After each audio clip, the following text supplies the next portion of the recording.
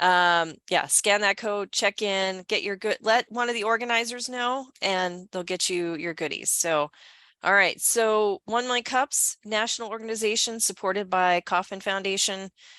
And our mission is to lower the barriers of access to education to all entrepreneurs.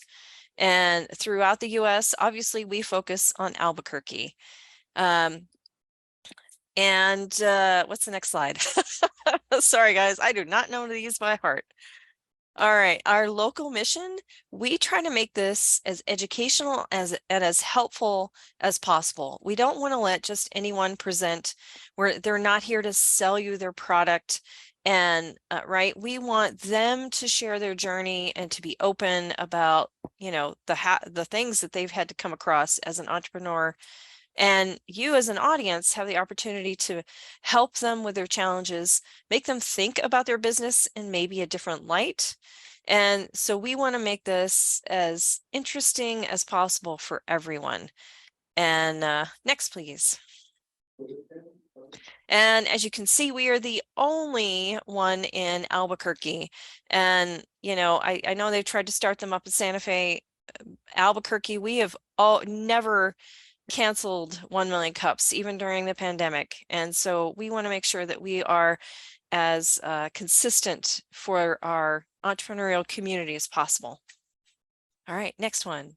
And our key pillars, like I said, no one's trying to sell you anything. They're presenting their journey and their challenges. And we want you guys to make authentic connections. I know it's hard to make an authentic connection here online, but if you're there in person, definitely talk to the person next to you, find out what they're up to. Maybe they can help you with something. And it's run for the community, by the community. And we want to continually be radically and intentionally inclusive with all types of entrepreneurs and all types of businesses. And our mission, basically, this is telling you that you don't have to do this alone. We are here to support you.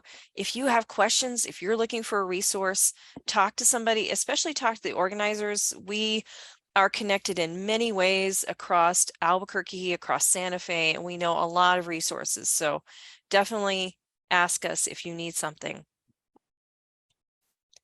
And if you have a business and you sold to someone besides just your mother, then make sure to apply.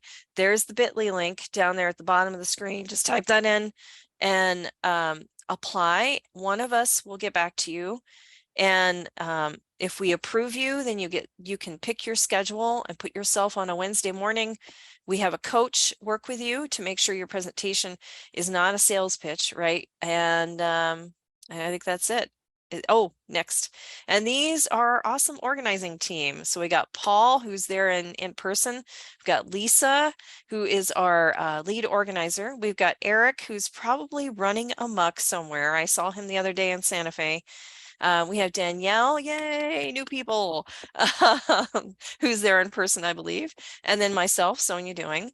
And then Kakoa and Oscar, I'm sure are there or are somewhere also working hard. Behind the scenes, they're doing all the video editing. Oh, awesome. Thank you guys for that. Definitely. Wow. Oh, Keiko, I had a baby last week. Oh, yay. All right, awesome. And then here's our awesome sponsors. So we have Fatpipe ABQ, owned by Stu Rose, who's online right now. Hi, Stu. Thanks for being here. And thank you so much for letting us have 1 Million Cups at your location because, yeah, great location. If anyone's looking for a place to rent to get out of their house and their little tiny corner of an office, go rent a space at Fatpipe and get away from the dishes and the TV. Foundation for Sustainable Living, they pay for our coffee sponsor. So thank you so much. We all need that in the morning. We have Dry Heat Photography. Are they in the house this morning? Yes. Yay. I'm sorry I haven't been there to meet you in person, but thank you so much for taking photos. And then we have More Than Organized. Miriam brings the creamer for the coffee. And we have Noventum Custom Software. Brian and his team bring the donuts and sometimes baked goods because Brian is an awesome baker. And we have Minuteman Press. So Carrie has printed some really nice replacement items to, oh my gosh. Lisa, tell them what you printed. She printed our time to check in sheets. She printed some business cards. I've sent her some business. She actually is helping our presenter from last week Awesome. with her card deck. So she's great. Yeah. If you need anything printed, check out Minuteman Press with Carrie. And thank you all our sponsors. And as I said before, this organization is run by the community for the community, as you can see. And so if you post anything on social media, make sure to tag us with at 1 million cups ABQ or hashtag 1MC ABQ. And I believe Paul is up next. Thanks, Sonia. It's a real pleasure to introduce Rock Hart of Wildlife Protection Management. I think Rock is a real demonstration of what you can do with a company if you get up early, work hard, and take good care of the animals. Come on up, Rock.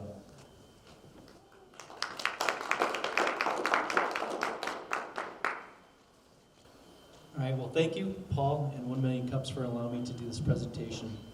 A little background on myself.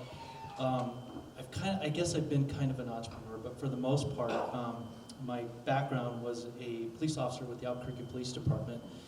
Found myself managing a 22,000 acre ranch by myself, really rough terrain. And I think I was actually hired to take care of the feral humans more than anything else. And so after that was under control, not that I hurt anybody, but after that was under control, I found myself with a growing population of wild horses. And so in trying to deal with that, started the journey. A little background on it is there's a major overpopulation of wild horses.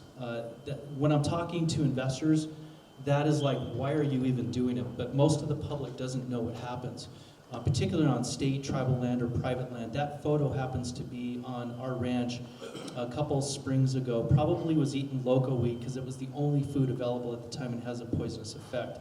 But we're way over the allowed maximum level, which is both safe for themselves and other species that share that land.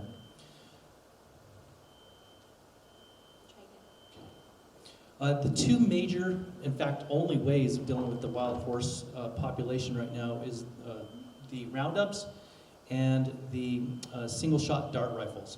The roundup contractors are what mostly the BLM, federal government uses, very inhumane, very expensive, litigious, and they, to give you an idea on the expense, we are all paying for the horses that they've rounded up, and that's approximately 80,000 horses right now, costing the American taxpayers $80 million a year. This is just not sustainable, and plus it's just not humane.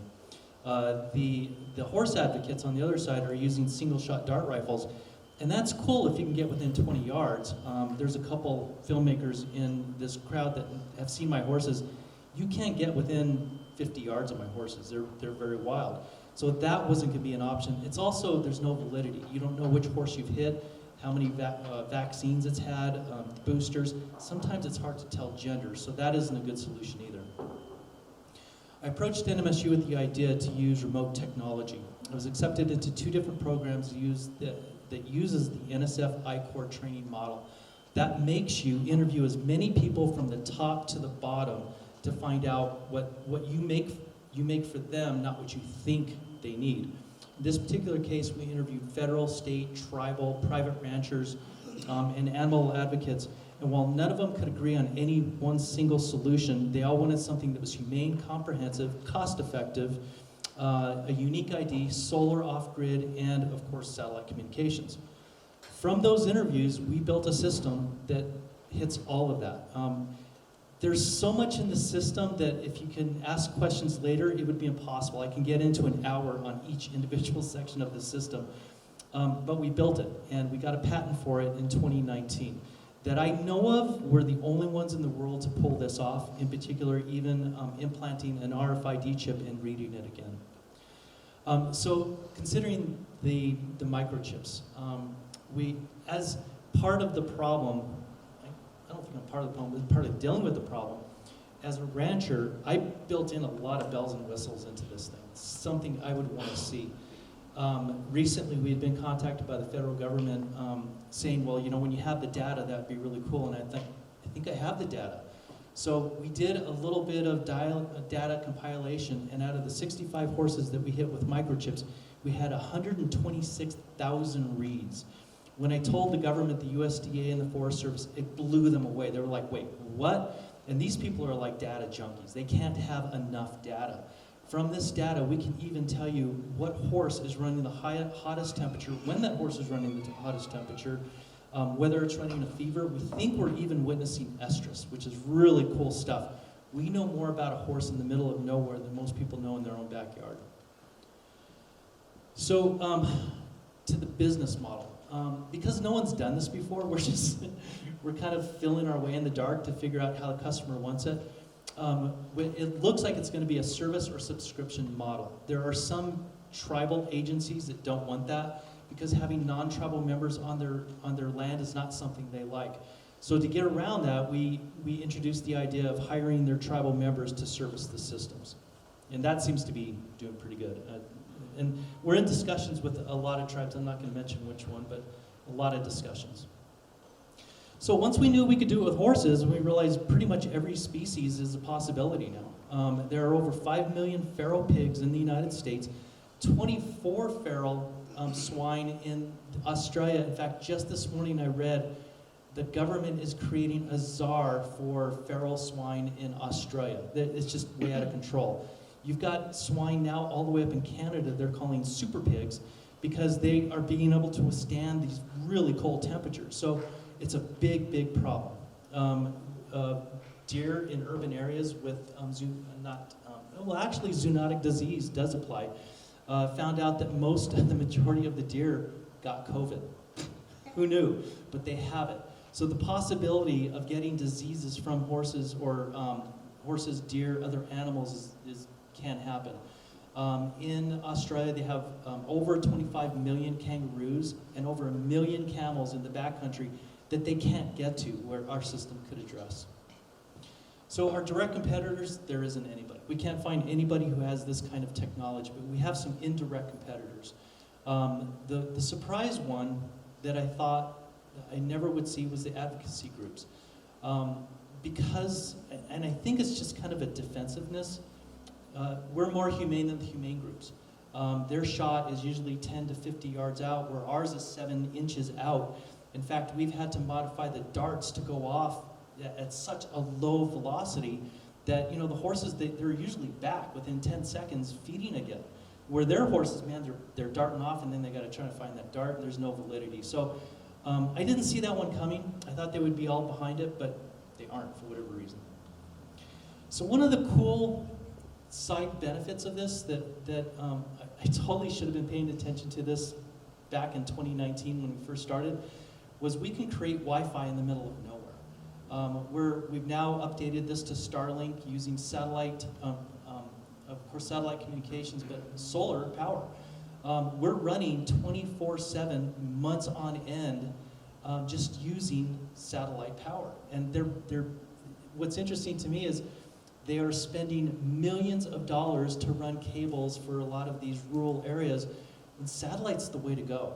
And so now one of these systems can actually, for a rancher, is like making a smart ranch. You can control gates, cameras, agriculture, livestock.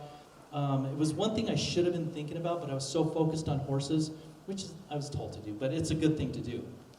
My team, Jim Polito is my lead engineer, Frank Drouet is my IT and software guru, Chris Balzano is our government relations, Linda Stewart is our director of projects and grants, Scott McNeil is my chief operating officer. And that's it. Did I do another 6? I think I did, probably. Wow. Thank you very much. So form a line to ask questions, and the etiquette is to introduce yourself, give your name and what organization you're with, unless you're a Ronin, and then ask your question. And we'll also take online questions. Go get it.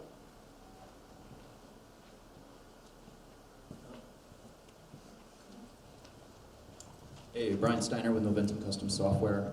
So I know for feral pigs and coyotes, hunting is just completely insufficient for population control.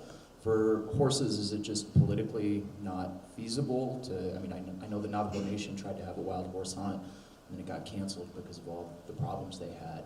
Is that just not one of the many solutions that is even considered? Yes.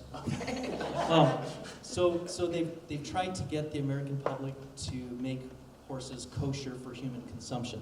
But the political pressure against that is so beyond, it'll never happen. The taxpayers just won't put up for it. Even in Mexico, where wild horses or feral horses are eaten, that's been reduced to street vendors at this point. So even in Mexico, they're starting to pull away from it. I think part of the problem is humans, dolphins, humans, horses. There's this mutual affection. And so it's, in fact, even Australia, where eating kangaroos are kosher, a lot of the people look at the kangaroos as their national animal. And so it's one of these things where even that is getting backlash. So when you don't have a consumer or you don't have a natural predator like we do with the wild horses, I don't see it happening. Thanks. Yeah. Good morning, Rock. Yes. John Patrick. I have a small business, Amazing Life, and Enchanted Lands music, art, and wellness stuff.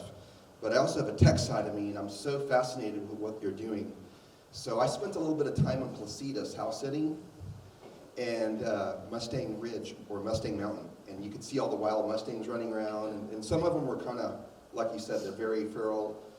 A couple of them you can kind of get up to and maybe get like 10 or 20 feet.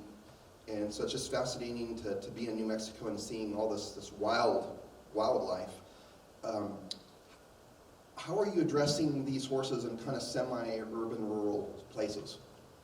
Like you're talking about being out on a ranch in the middle of nowhere, but in places like Placitas where the horses are, is that also a program that you're working with? So I recently did a story in the Sandoval County Signpost, and it's very controversial over there. People either love them, hate them, but typically they're on one side of the fence or the other. I'm really in between. There's something needs to be done, but I love them. They're beautiful animals. It comes down to the politics. The politics rule the day at the end of the day. So like, for instance, the reason I stuck with the horses on the ranch, that's my problem. And really, a single-shot dart rifle in Placitas is doable. I mean, you could do that. But even that came across with a bunch of controversy. And so therefore, you're dealing with, Placitas is a microcosm of the entire United States right now. Let's put it that way. Even within the Navajo Nation, we were talking about how they made it edible for that. But even within the Navajo Nation, you didn't hear this in the press, but there was a backlash even within the Navajo Nation on, do we eat them, do we love them? And so there's going to be that issue. Right now, the political and the PR by the advocate groups is way much better than the government will ever do. They're going to win the day. When you look at those big brown eyes, you can't help but love them. You look at the foals. I love the foals, and I'm thinking, it's another 100+ acres I have to supply food for. So it's very difficult. Thank you for that answer. Another question I have is kind of your remote system that delivers the chip. I assume there's the RFID chip. Can you explain that a little bit? Is it like a robotic system and it's battery powered and it also hooks up to the satellites? So the entire system is all satellite and solar driven. And the microchips are the exact, they are the exact same microchip you put in a cat and a dog. The problem with those microchips is no one's been able to place them in a body part where you could continuously read it. We simply looked at the horses and going, what part of the horse can we always read that microchip? Turns out that the triceps muscle was always in position. So when we know that that horse is in position, I have more cameras out there than probably Albuquerque has watching all the bad guys out here. And so I knew exactly when a horse was in position. I could send an RFID chip, And what I thought that was going to be the hardest thing to pull off turned out to be the easiest thing to pull off. We can precisely implant a microchip at any depth we want. The cool thing is, since we started in 2019, nothing's migrated out of place. They're all still working. We kind of blew away the entire industry at that point. The system reads that chip every time the horse goes back and forth between that system. As long as we keep the systems standard, that we'll continue to read that chip. We had one horse I microchipped in 2019, lost it for a couple years, and all of a sudden, just last month, I'm looking at this microchip and going, wait, who's this? And so I look it up. It was a horse I hit when he was just barely old enough to have a chip, and here he was as a alpha stallion now, beautiful looking horse, totally looking different, but the same identification. So there was a great efficacy on being able to know that you've got the right horse and a unique ID. It's pretty cool stuff. And my last question is, how is this data helping you with the population control, if that's part of the program? So what we're able to do is, with every mare that we hit, we're creating a file. We know when it's got its initial shot, when it got its booster, when it's going to need its booster in 2 years. And so in that regard, I was hoping my IT guy was going to make it here this morning, but we're at the point now where the next system, in fact, we can implant it into our system right now. If a microchip comes up and that horse needs a vaccine, it'll send it automatically. I won't have to be sitting there watching Breaking Bad at home, waiting for the horse to come up. Now the system can go totally fully auto, or not do anything. So there's a lot of cool stuff here that makes this comprehensive and cost-effective. Really, that's what it comes down to. None of the systems out there right now are either they're not humane, or they're so comprehensive. We're taking in animals that we can't even afford to feed.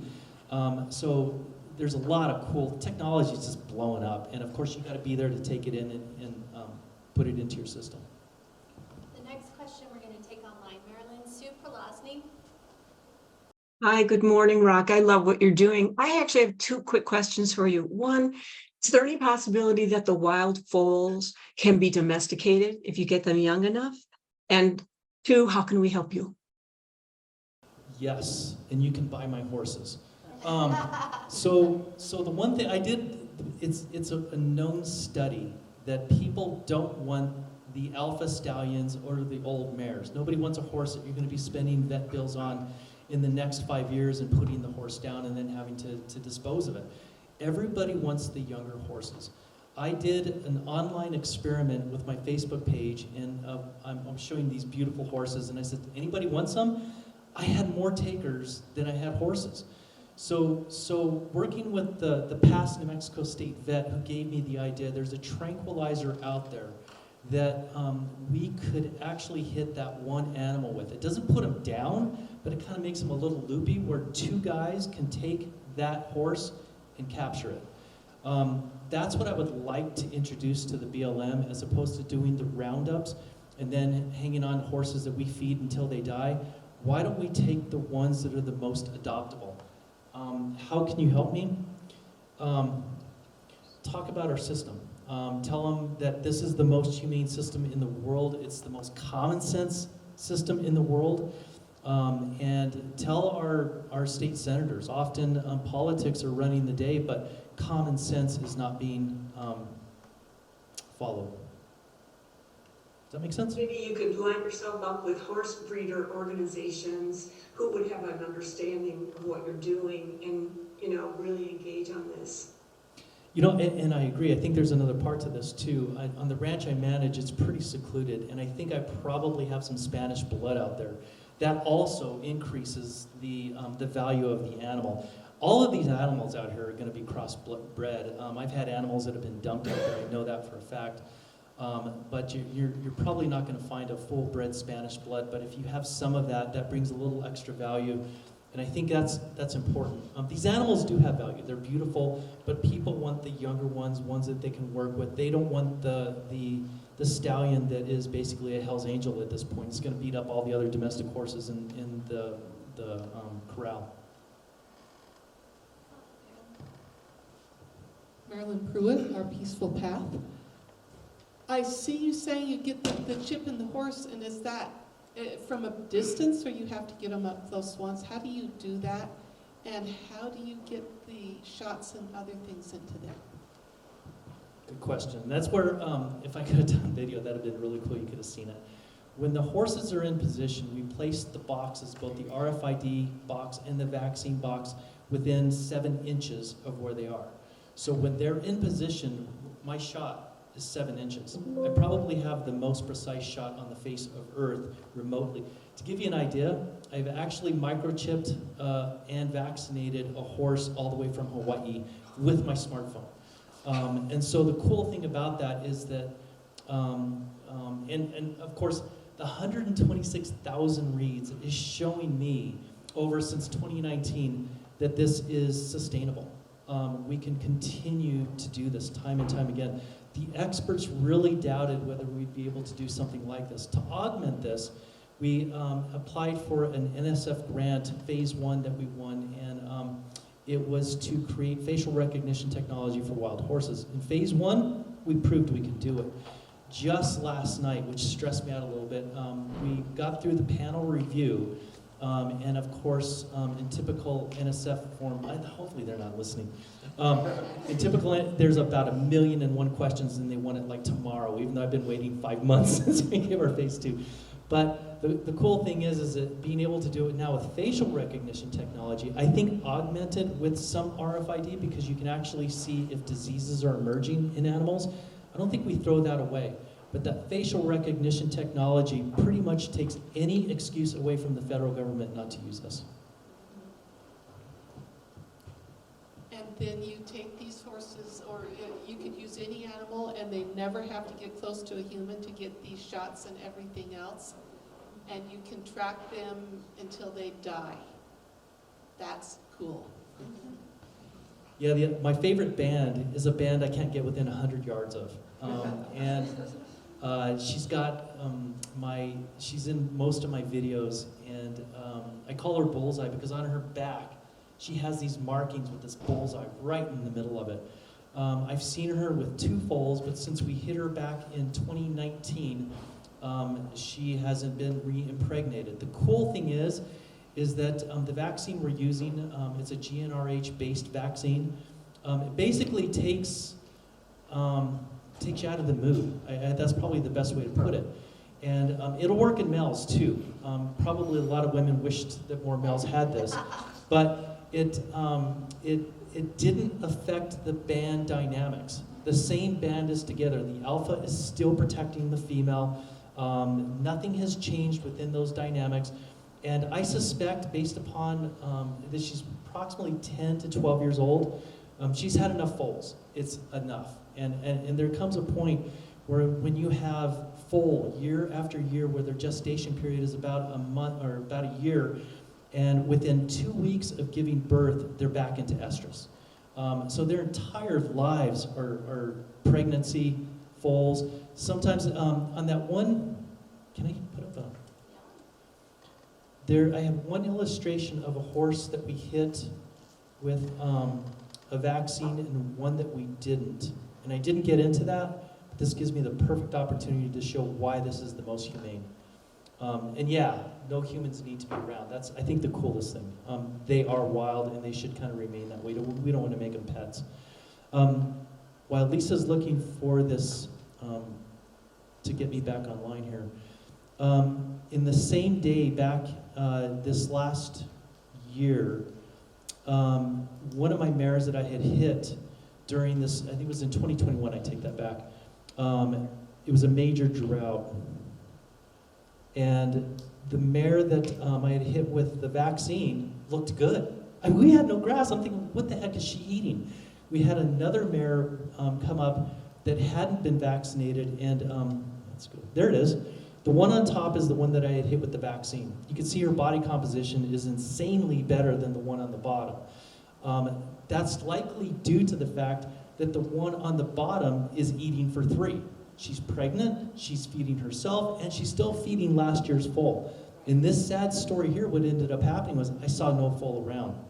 That was 1 year I saw more foals abandoned than any other year.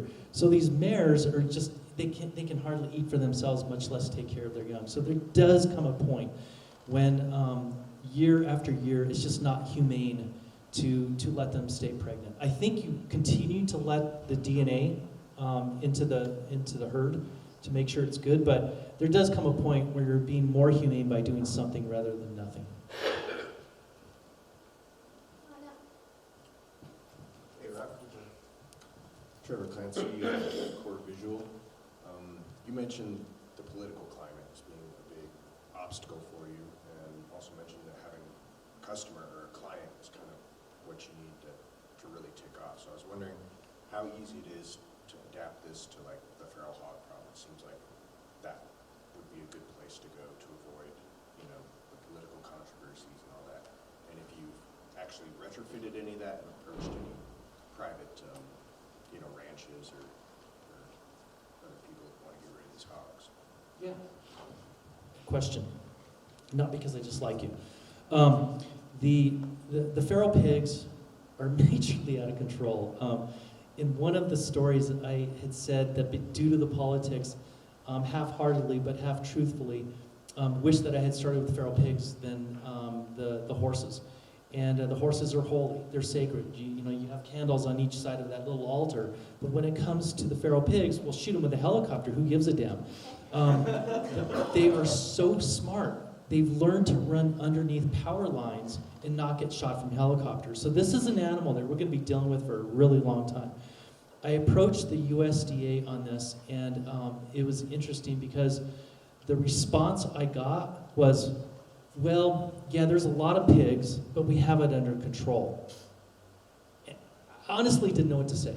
I think what happened was, and I'm kind of seeing this, even though I'll introduce our system to them and I'll say this is the potentials, it comes down to sometimes when you're talking to a federal agency or a private rancher, they're a little offended that you're saying, well, I have something that can help you.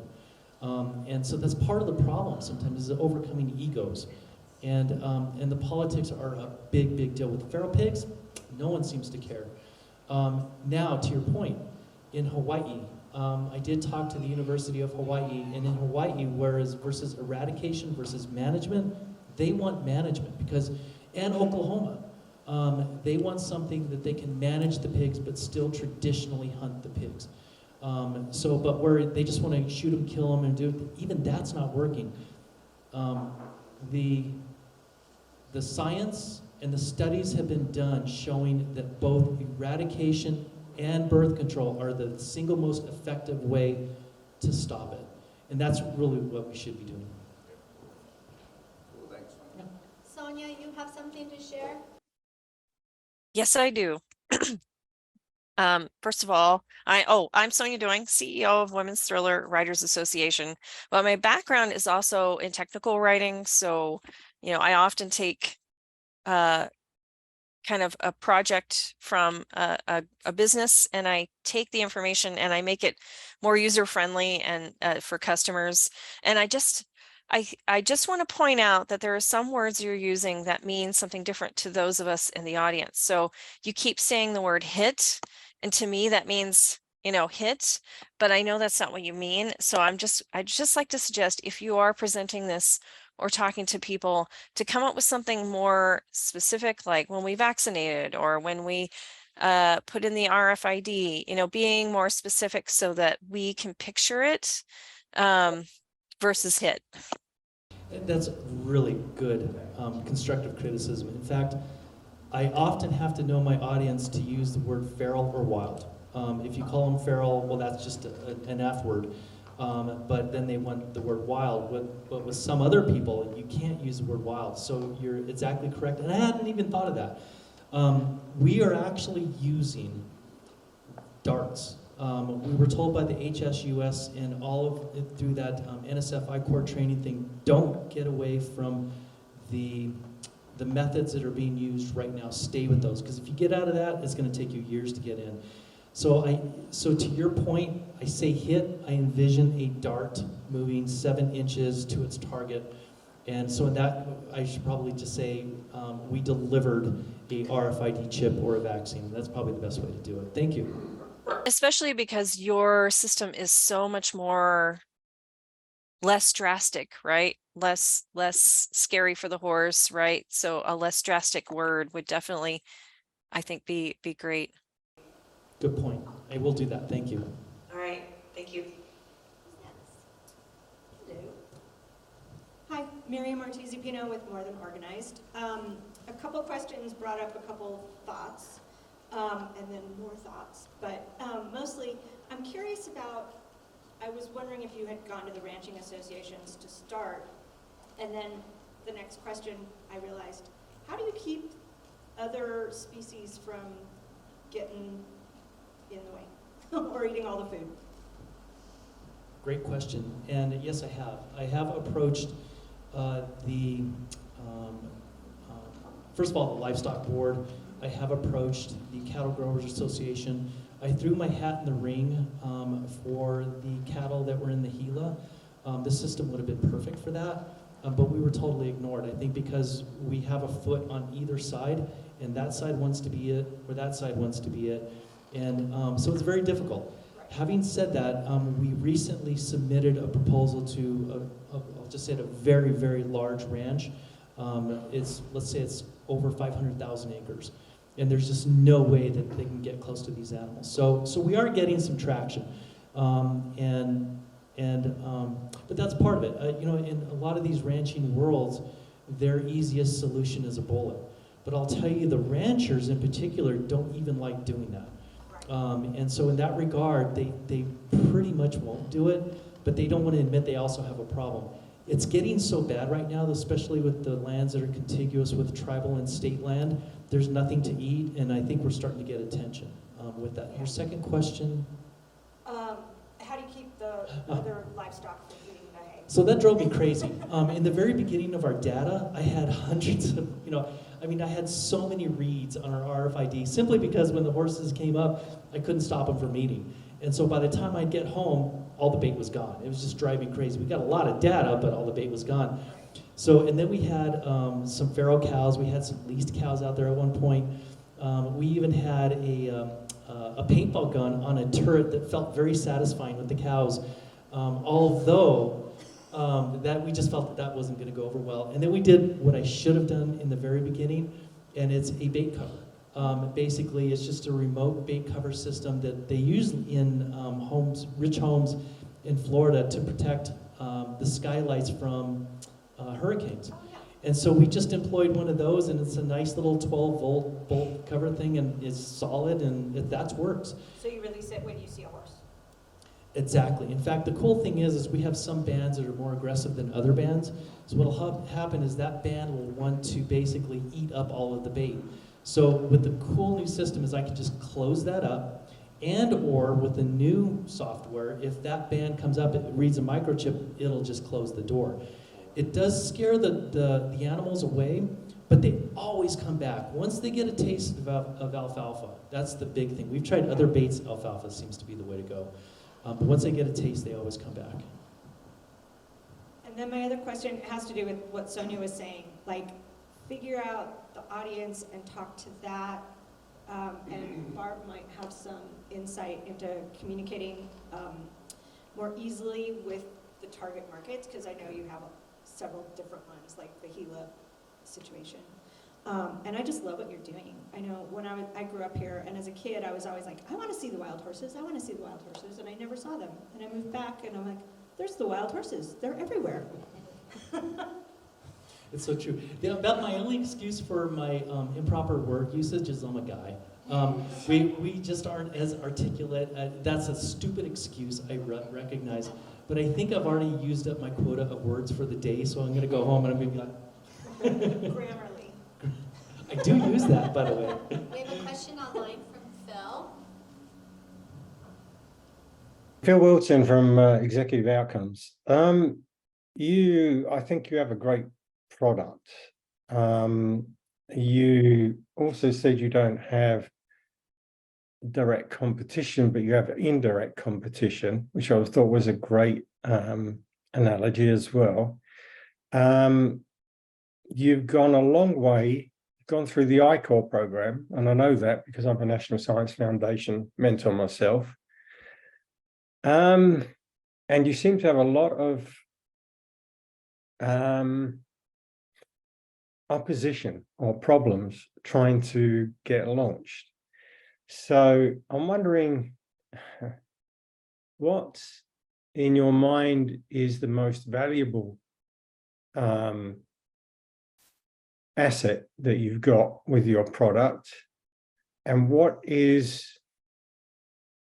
the lowest common denominator problem issue that you could enter that market through?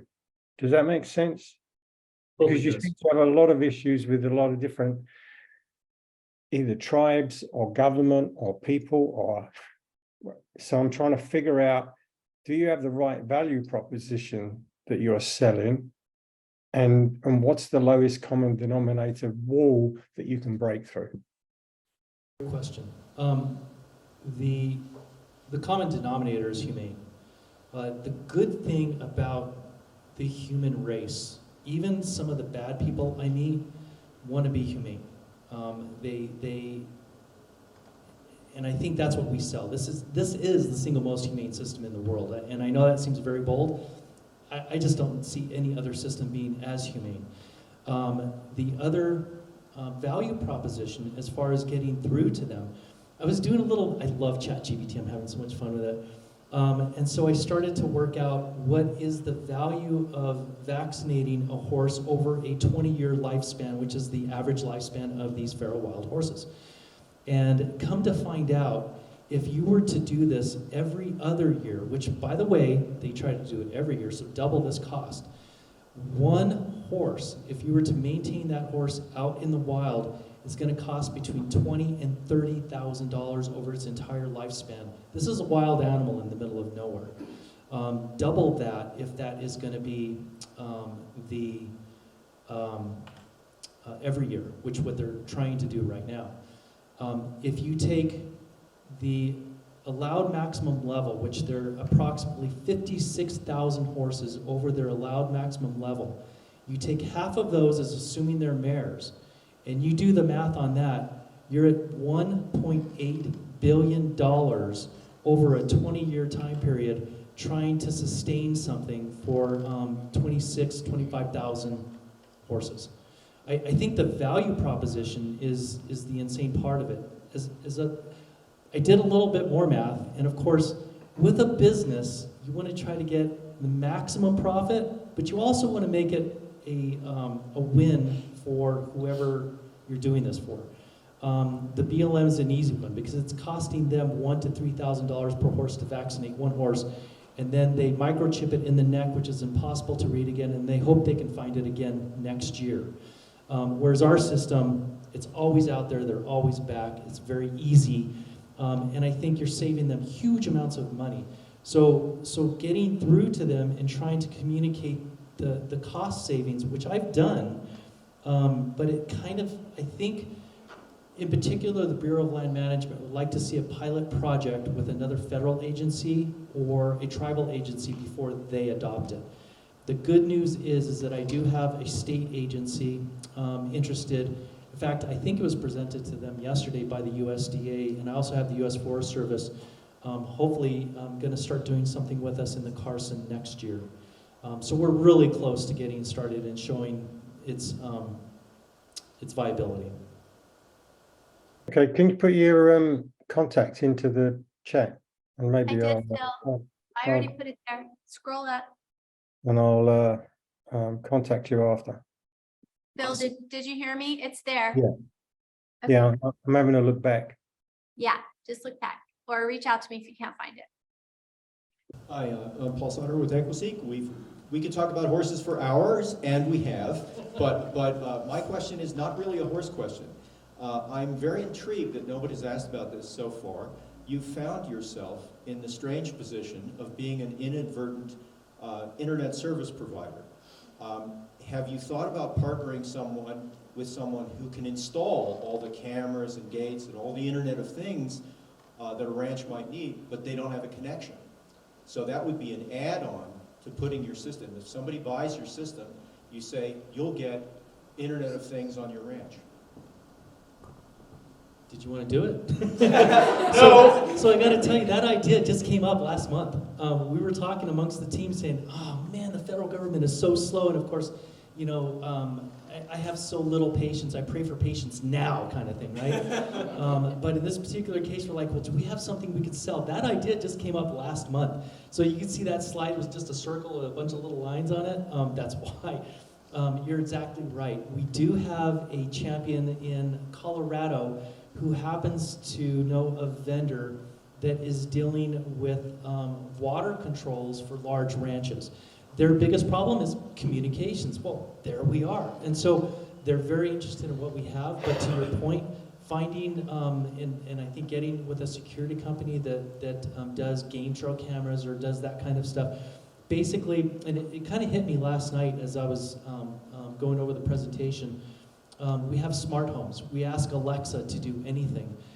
You can ask Alexa to close the gate 3,000 miles away and it'll do it. So we are at the point now where we can control things in the middle of nowhere and of course, deal with the horses, you know, protect them. And I think that's the key. But you're right, I haven't even thought of that yet. Thank you.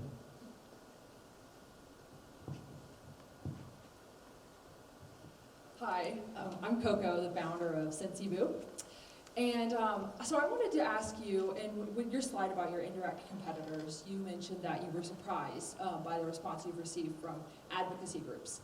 And this is something that I'm really interested in as someone who also has a social enterprise, and my product works with parents and children, which I can imagine you know is another very sensitive subject, rife with like ego and controversy sometimes.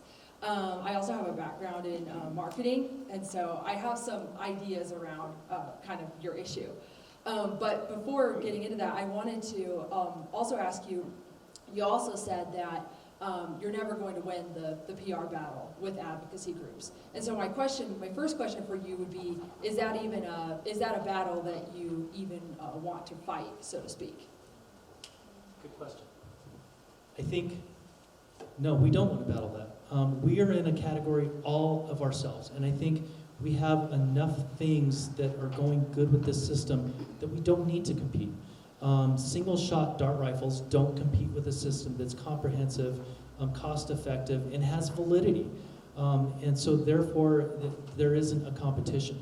I have found that most of the criticism is behind the scenes. I'll hear about it, but I'll never hear who said it. And it's kind of a shame because you're talking to some major organizations within the U.S. that said, you're doing the right thing, but then they say things on the backside. It's kind of disheartening a little bit. But no, you know what, they've got budgets for marketing. When I'm not doing things like this, I'm fixing on the south fence line, literally on the south fence line of the ranch, which I love doing, by the way. It's all by myself. I think I found dinosaur poop the other day, which is really cool. But so having, I think at some point I have to have a full-time marketing business director, PR person, you know, managing a 20,000-acre ranch and still servicing the system, and I'm knee-deep into the technology. I'm a geek. I've turned into a geek. I love it. And so that's where my true talents lie. I think I really need to find a young person who's just going to punch us through to the other side. That sounds good. I love what you're doing, and it makes me even like, you know, want to help any way I can. So if there's ever an opportunity, I'd be happy to help you come up with something. I know that, like you mentioned, that you're using ChatGPT. I don't know if you're aware, but another thing that you can do with AI now is make, for example, short animated films. And so I'm imagining, you know, what if you could make a short film about what it's like to be a horse under these circumstances where you aren't healthy, where you don't have what you need, you're going through life like that. So anyway, I'd be happy to talk to you more about how you can do that. That's awesome. Thank you. Yeah, the last thing I need is more ideas, but that's the first thing I actually need. And so well, I can help you do it. So. Thank you. That's so cool. to your point, I'll say this real quick. I was talking to a literal rocket scientist from NASA who, when I was talking to this group, I didn't know who he was. I'd been told there was this guy, and they call it the Rocket Man. And with everything I'm saying, I was punching in, I was like, who's this guy? And he continued asking questions. And he was researching everything I said. Talk about a little intimidating, and apparently I did okay. So he came up and he says, you need a young person to punch you through to this other side. And he's totally right. I think we need somebody who can do that, because I'm so, with any startup, and you all know, it's overwhelming. You are everything, from CEO to janitor. You're doing everything, and it can be overwhelming. So having that help would be great. And also there's that budget. You just don't have a budget yet. So paying somebody is always really hard. I've had a lot of people that sure they want to work for you, but you've got no money to pay them. But if there's potential, that I'm trying to get people to come on that sees the potential in the long run. Hello, my name is Eleni. I'm a registered nurse and founder of Hope Transitions. I am thrilled with your presentation and what you're doing, developing these modalities to help the horses and the vaccination process. How it just surprised me how you were able to do that by the click of a button in your phone and you were not present. That just decreases the risk when you're injecting the horses if the person is doing it, then using technology for that. So it's amazing. I would like to know, my question is, where do you see yourself? What do you hope to accomplish within the next 3 to 5 years, 5 to 10 years? Well, I thought this 3 to 5 years ago. But I would like to see our system deployed all over the United States at our own costs. We can build enough systems, I think, to service the entire United States for under $2 million. And and I think that comes from me being really cheap. We employed a lot of, we learned during COVID, there was a supply and demand thing that was going on. We started to use systems that were no longer available. And so we just went back to, okay, what's on the market? What is working? So we just went back to it. I had one investor group said, well, you know, can you make it look a little more professional? And I was kind of like, yeah, but if I do, it's going to increase the cost so much. Not only that, I'm not going to be able to find these pieces again in 5 years because they're not going to make them. So there does come a point of taking what you know there's a big supply of. I'm not sure I'm answering your questions. 3 to 5 years. Yes, I think we can do the entire United States. I would like to be working in Utah, Nevada, Arizona, California, Colorado, Montana. We would have to be making some alterations to our solar capabilities. Even though that's getting better and better, the technology by the year is increasing to the point where I think we could service all of these, including Canada. In fact, I did talk to some people in Canada. But we would probably have to employ some portable generators to keep that power going. But that's all very doable from 3,000 miles away. Someone just needs to fill it up just like they do the bait. Wow. I can see your company or what you're doing, not just national, but international, global. It's huge what you're doing, so don't stop. Keep knocking doors and it will open up. Thank you so much.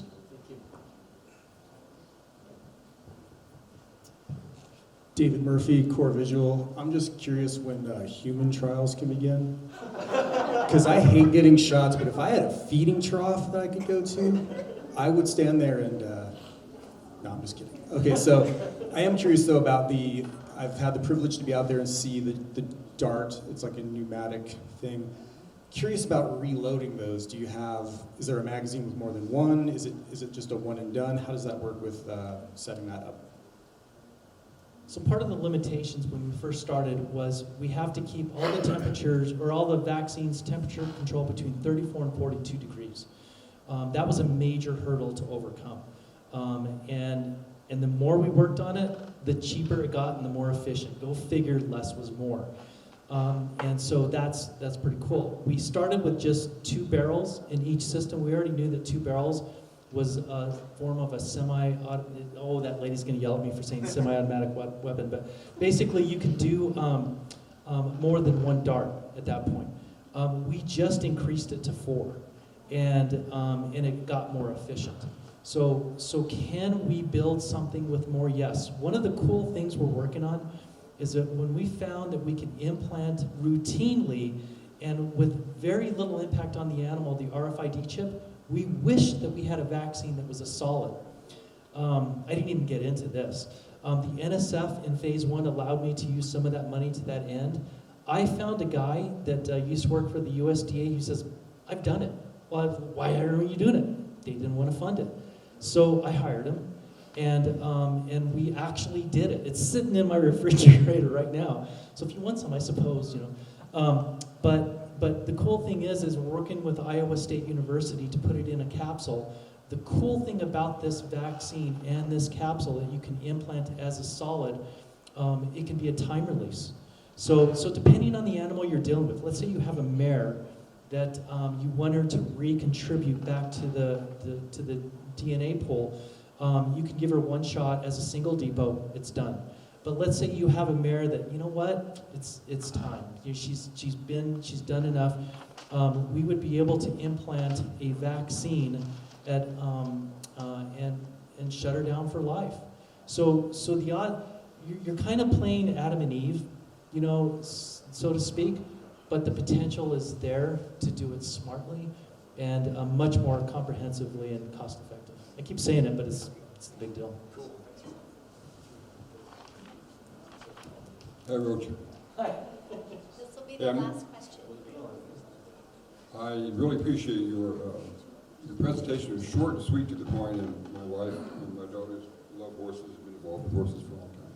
Not anymore, but as I was listening to you talk, you have a unique and controversial product or idea.